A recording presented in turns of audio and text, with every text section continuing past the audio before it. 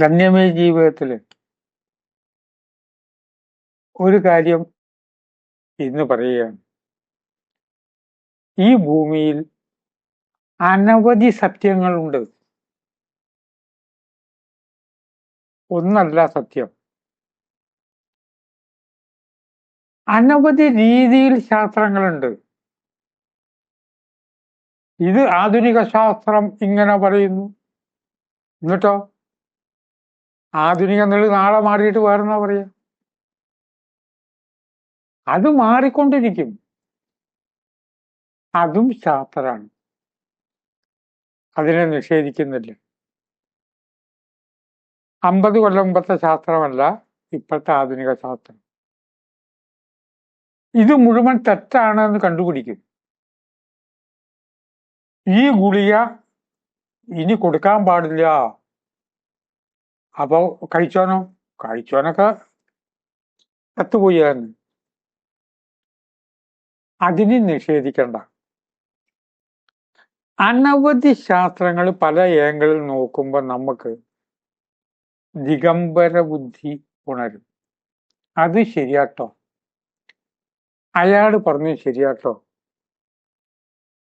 ഒരു വസ്തു കാര്യം ശരിയാണെന്ന് തോന്നണമെങ്കിൽ പഴമക്കാർ പറയാറുണ്ട്, നമ്മൾ അയാളുടെ കസേരയിലൊന്ന് ഇരുന്ന് നോക്കണം. കസേരയിൽ ഇരിക്കാത്ത ആ ഇരുന്ന കസേര നടത്തല്ല, അയാളുടെ സ്ഥാനത്ത് നമ്മളൊന്ന് ഇരുന്ന് നോക്കണം. നമുക്ക് പറ്റുമോ? ഇപ്പൊ പറയണത് ആ സ്ഥാനത്ത് നമ്മളെ കൊണ്ടുപോയി ഇരുത്തിയാൽ പറ്റുമോ?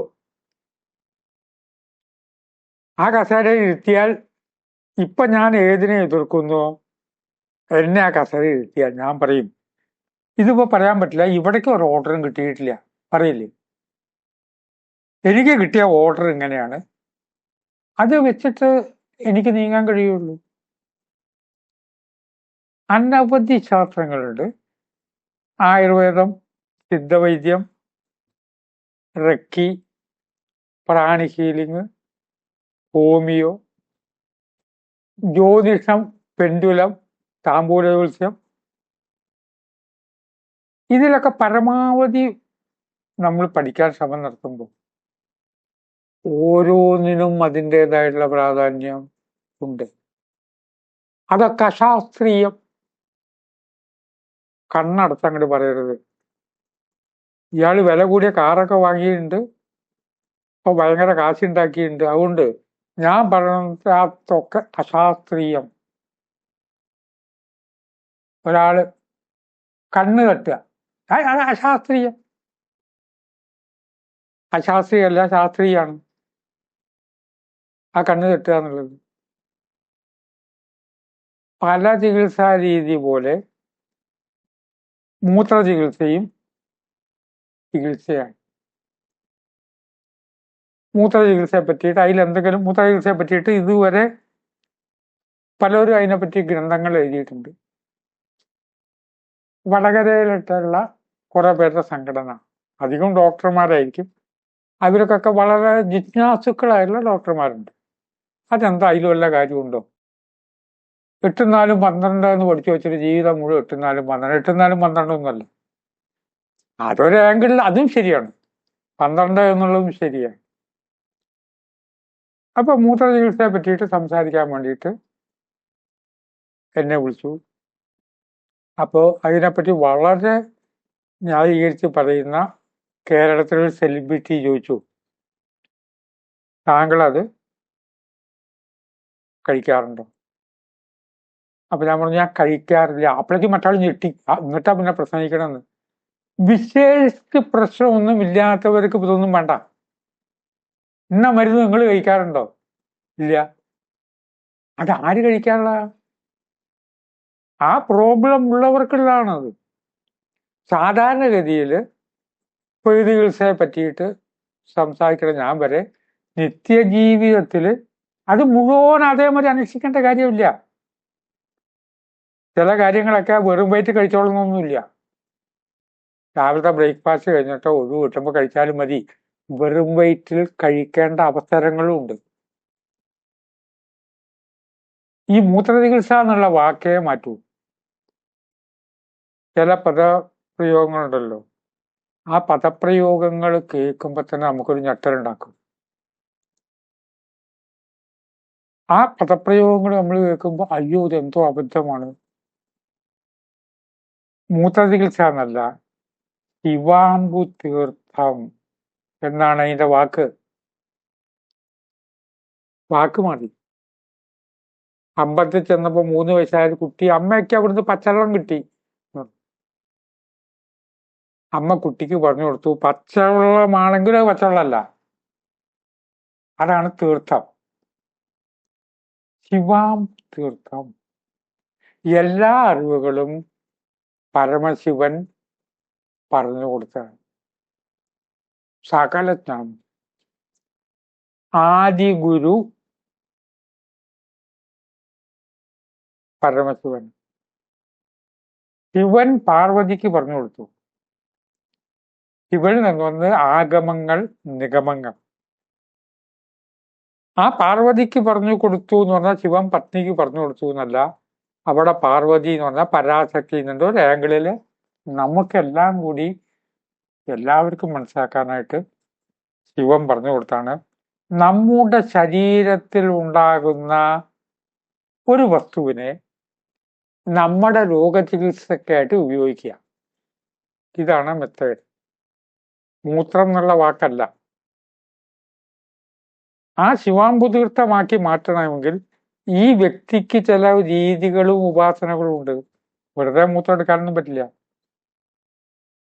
തലേ ദിവസമൊക്കെ ഇഷ്ടം പോലെ വെള്ളമടിച്ചിട്ടോ മദ്യപിച്ചിട്ടോ എരിവുള്ള ആഹാരം കഴിച്ചിട്ടോ ആ മൂത്രമല്ല എടുക്കുക. ഈ വ്യക്തി ഞാൻ ശിവനാകുന്നു, എന്നിൽ ശിവതത്വമാണ്, ആ മാനസികാവസ്ഥയിലേക്ക് വരുമ്പോ തന്നെ മൂത്രം ശിവാംബു തീർത്ഥം ആകും. മനുഷ്യന്റെ മാത്രമല്ല, അനവധി ജീവികളുടെ മൂത്രം ഔഷധമായിട്ട് ഉപയോഗിക്കാറുണ്ട്. ഒരു പ്രത്യേക അവസരത്തിൽ ഒരു രോഗലക്ഷണങ്ങളെ മാറ്റുന്ന കാര്യത്തിനെയാണല്ലോ ഔഷധം എന്ന് പറയുന്നത്. ഔഷധം എന്നുകൊണ്ടൊരു വസ്തു ഭൂമിയിലില്ല. രോഗം മാറാൻ ഒരു പ്രത്യേക അവസരത്തിലുള്ള ഒരു രീതിയെ നമ്മൾ ഔഷധം എന്ന് വിളിക്കുന്നു. മൂത്രം ഔഷധമാണ്. പശുവിന്റെ മൂത്രത്തിന് വലിയ പ്രാധാന്യം ഉണ്ട്. ആർക്ക് എന്നാണ് അതിന് പറയുക. ഗോമൂത്രം വളരെ കാലം മുതൽക്കേ മാനസിക രോഗം വന്നവർക്ക് ഇത് ഗുണം ചെയ്യാറുണ്ട്. ചില സൂക്കടിന് ഗോമൂത്രം ഔഷധമായിട്ട് വരാറുണ്ട്.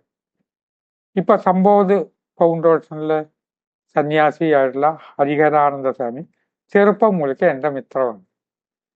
ശങ്കരനാരായണ വാര്യർ എന്നായിരുന്നു അദ്ദേഹത്തിന്റെ പേര്. അദ്ദേഹത്തിനൊരു അസുഖം വന്നു. മാറില്ല എന്ന് വിചാരിക്കണ അസുഖം.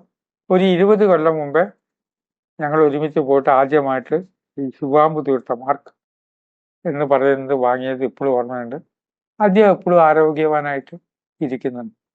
എല്ലാവർക്കും ഇത് എന്നുള്ളതല്ല, 8 ജീവികളുടെ മൂത്രം ഉപയോഗിക്കുന്നുണ്ട്. ഗോമൂത്രം എന്ന് പറഞ്ഞിട്ട് പെട്ടെന്ന് പരിഹസിക്കരുത്. ഒട്ടകത്തിന്റെ മൂത്രം, കഴുതയുടെ മൂത്രം, 8 ജീവികളുടെ മൂത്രം ഉപയോഗിക്കുന്നുണ്ട്. പരിഹസിക്കാൻ ഞാൻ അറിയുന്നതിന് മാത്രമേ സത്യമുള്ളൂ, ബാക്കിയൊക്കെ അശാസ്ത്രീയം എന്ന് പറഞ്ഞ ഒരു കളിയാക്കിയിട്ട് അവരുടെ മനസ്സിൽ ചോദ്യം. അല്ല, മനുഷ്യ ശരീരത്തിൽ ഉണ്ടാകുന്നതാണ്. മൂത്രം മാത്രമല്ല, അതിന്റെ കൂട്ടത്തിൽ 2 അക്ഷരമുള്ളൊരു സാധനമുണ്ട്, മലം. അതും ഔഷധമാണെന്ന് പറയോ? ആരെയും പറഞ്ഞ മലം ഔഷധമല്ല. മലം ഔഷധമാണ്. അത് ചില കാര്യങ്ങൾക്ക് ഉപയോഗപ്പെടുത്തുന്നുണ്ട്.